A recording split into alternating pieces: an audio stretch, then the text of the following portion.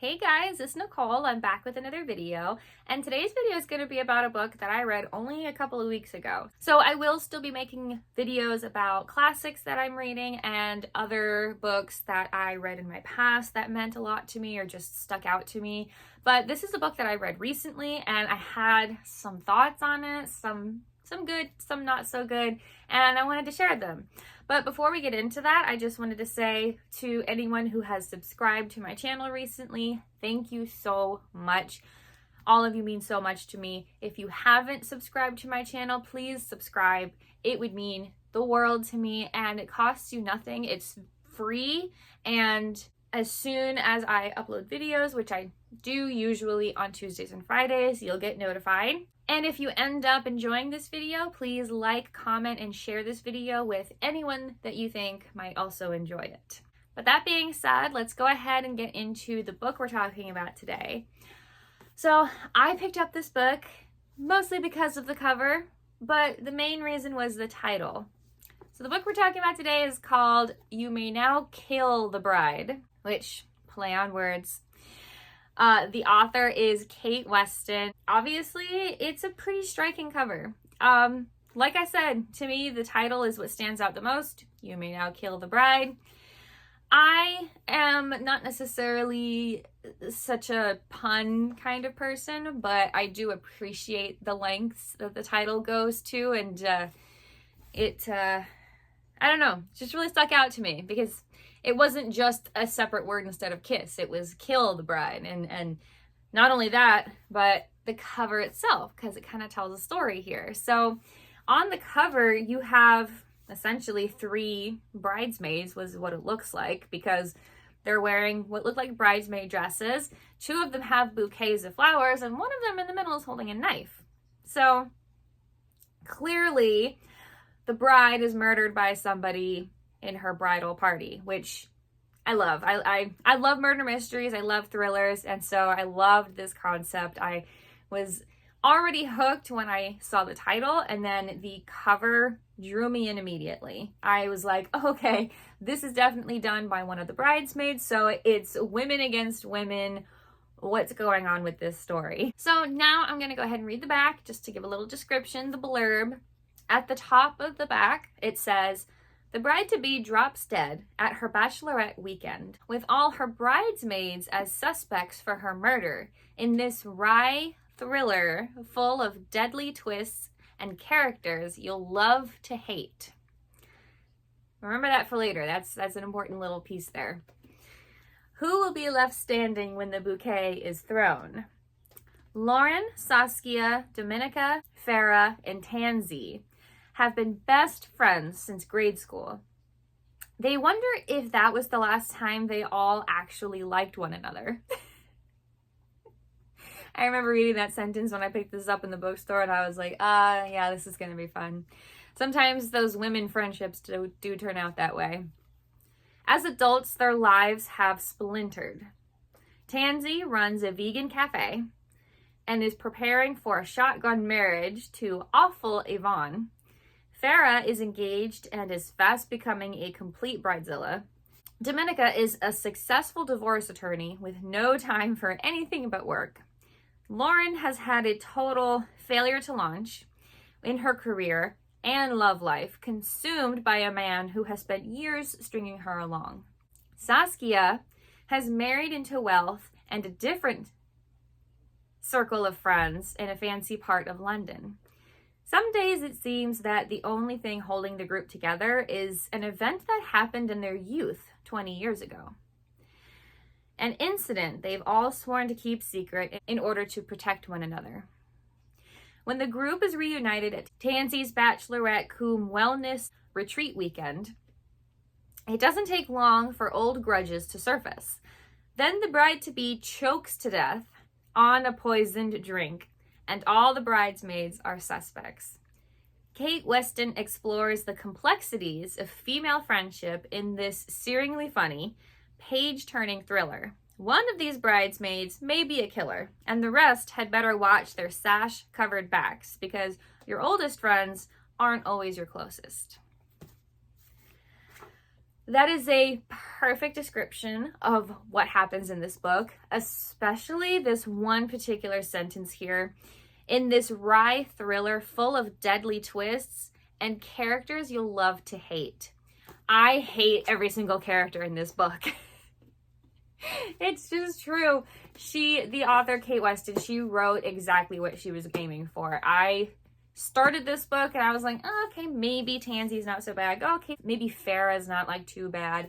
They're all pretty bad. Yeah, they all suck as people. So she did a good job at that. And it kind of makes it more fun because for me, when I'm reading any kind of thriller or mystery or murder mystery, I'm always like worried about the characters because I always get attached to people. I get attached to characters when I care for them.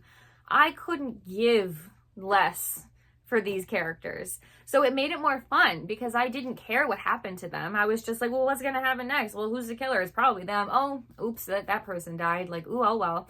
So it made it a lot more fun for me. So if you kind of like characters that you love to hate, this is the perfect book for you. I think that this was such a fun read for me. I love Agatha Christie books. I love murder mysteries, and this was just such a fun read, you know? I do have some qualms about it, definitely some things I don't like, but overall, if I had to say like what I thought of this book, I would say this was really good, and I had a good time reading it. I am going to go ahead and read the first page of the book just to give a little sense of what the book sounds like. And then I'm probably going to go directly into spoilers because I want to talk about why I have some qualms about this book. There's technically a page before the start of the book because there's like, it's hard to explain. That's part of the book, but it's not part of chapter 1. So I'm just going to read the first page of chapter 1, which is a simple, just has the words chapter 1 at the top. The black minibus trundles down the tree-lined Kent Lane, weaving between green fields of grazing cows. There's the occasional farmhouse in the distance, but civilization is fading farther and farther away. Inside the minibus, Girls Aloud's Love Machine from the Ultimate Hens Spotify playlist blares out over the noise of 20 excited hens, many of whom are still enthusiastically waving inflatable penises about an hour and a half into the journey, despite the early start time. Saskia sits at the back of the minibus, presiding over the festivities, still hammering away at the WhatsApp group for the very hen party that they're already on. She can see people ignoring her texts, people who don't appreciate the importance of running a tight ship. This is exactly how people end up drinking Blossom Hill directly from the bottle on the pavement outside a club they're too drunk to get into. And that will never happen on her watch. Not again. She cannot associate herself with that behavior now that she's a businesswoman with 2 children, a house in Holland Park, and 2,000 followers on Instagram. What would it say for her new high-end events planning business if her first hen do in her official capacity is absolutely feral, especially with this one being so public? So that's a little bit of what the book sounds like. I don't know if you noticed, but some of the words, some of the phrases are definitely not American. Yes, this book takes place in England. Most of the time it takes place in London. They do kind of go outside of London for the very first part of the book into like a woodsy area. But for the most part, it takes place in London. And it's funny because, I don't know, we don't really have terms for women on bachelorette parties here. Like, we don't call them hens. Like, that's a British and I think even Australian thing. I don't think Americans have names for that. That's just, they're just girls on a bachelorette trip. That's I think so. I don't think we have any specific names. So honestly, if I was to give this a rating just of like how much I enjoyed it, how likely I would be to read it again or recommend it to somebody, especially to somebody who likes thrillers and things, I think I would give this a solid 3.5, maybe even like a 3.8. Like I said, it was really fun. I loved the twists. I loved to hate the characters. That was definitely a plus for me. But there were a couple of things that for me brought it down a couple of notches. So I think if you enjoy murder mysteries, you'll enjoy this one. I really think you'll do. It's honestly, it's not too thick. You could read it like a couple of days, especially if you're like on vacation. You're like, I just need something exciting to read. This is fun. This is genuinely fun, especially because they talk about inflatable penises. Like, that may be the first time it's mentioned. It's certainly not the last. So it's a fun read, honestly. So I do think if you like murder mysteries, that this is a good one for you to read. But I am going to go ahead and go into spoilers now. So if you do not want any spoilers, go ahead and close out the video, and thank you so much for watching. So we are going to get into spoilers now. One of the main reasons that I did not find this book perfect, or definitely one of the reasons that definitely one of the things that bugged me about this book, was that the point of view, the narrator of the story, kept changing constantly from paragraph to paragraph. You would be hearing the story from Saskia's point of view. You know, she'd be like, oh, I'm looking at the back of the minibus and I'm seeing them doing this thing and blah, blah, blah. Oh, I hope it doesn't ruin my business. And then all of a sudden, no warning, next paragraph, you're in Lauren's head, and it's saying, you know, you're getting the narrative from her perspective, where it's like, I'm looking at my phone, like hoping he's going to text me. And I look around and I see Saskia looking over here, very irritated. And then it jumps to another person, and it does that the entire book. I don't have problems with different POVs being used throughout books. I just think it needs to be a slightly more organized structure, because it almost seems like the book was written with the intent that we were somehow watching this book as if we were watching a TV series. Like, you know how when you're watching a TV series, you can almost kind of guess what the other characters might be feeling, might be thinking, just because of their facial expressions, because you can see them. So you're almost kind of getting a fuller picture. It's kind of like this book was written with that hope in mind, that giving all of their POVs one right after the other, paragraph change after paragraph change, would somehow accomplish that. And maybe it does for some people. I don't know. Let me know in the comments what you think about that kind of story structure. But it did not work for me. It was very jarring. Every single time we changed to a new character, I was like, this is just giving me whiplash. And it happened almost every paragraph. You wouldn't even go a chapter without changing POVs. It was a lot. And like I said, there are books that I have read that will be like, here's one chapter, and it says like at the top of the chapter, a character's name. And that means that chapter is from that character's perspective. And I am 100% on board with that, because it just makes sense to me. You know what I mean? It's like, instead of trying to jump from narrative to narrative, like perspective to perspective so fast, and just like trying to have it all at the same time, it's like, we're going to tell this part of the story from this person's perspective, because it's important that we get this part from this person. It just kind of felt like the author wanted us to have everyone's perspective all the time from this book. And it just kind of threw me off. It kind of left me a little bit confused, a little bit like I said, whiplash, where I'm like, wait, we were just like, Dominica was just describing what's going on from her perspective, and now all of a sudden we're inside Tansy's head. I don't understand what happened. So I did not find that to be effective for me personally. Maybe other people like that type of writing. I don't know what to call that type of writing, but it's definitely not something that I enjoyed.